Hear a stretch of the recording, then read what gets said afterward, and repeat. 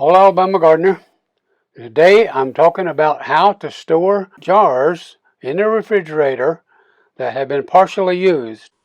I was asked by one of my viewers, how do I re-close the jar when I open a jar of something?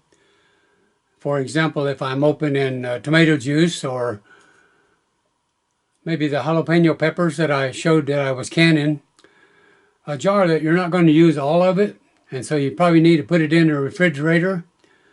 And so the question was, how do I reseal a jar once I remove the ring? And see, I don't store the jars with the ring on them. I take that off and put it somewhere else. And then the only thing left is the lid, of course. So the question was, how do I close the jar if I don't have the lid and ring to do so?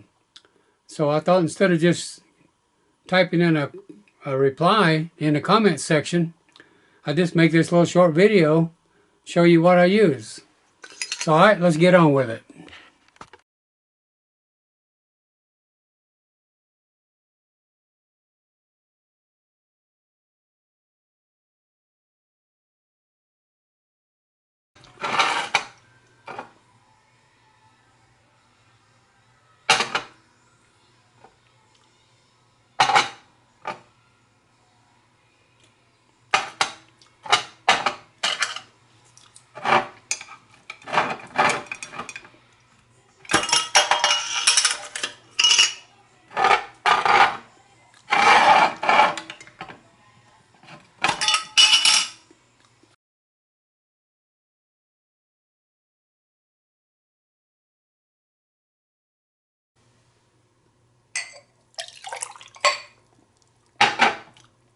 So now I've got a jar that I have used part of the tomato juice, and I'm going to store the remainder in the refrigerator.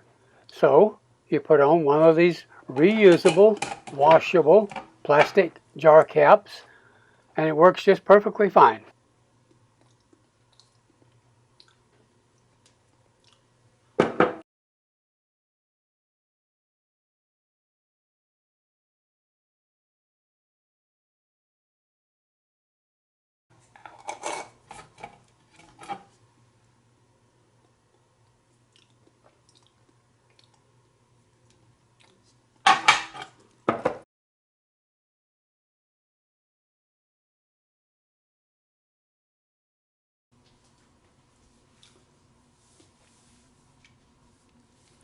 All right, here we are. We got this tomato juice.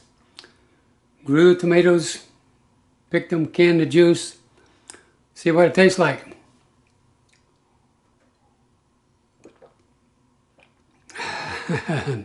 Yeah, it's good.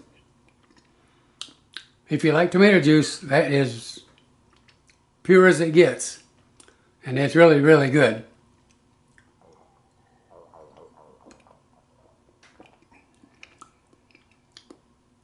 No seeds in it, nothing but the tomato juice and pulp. No skins in it either.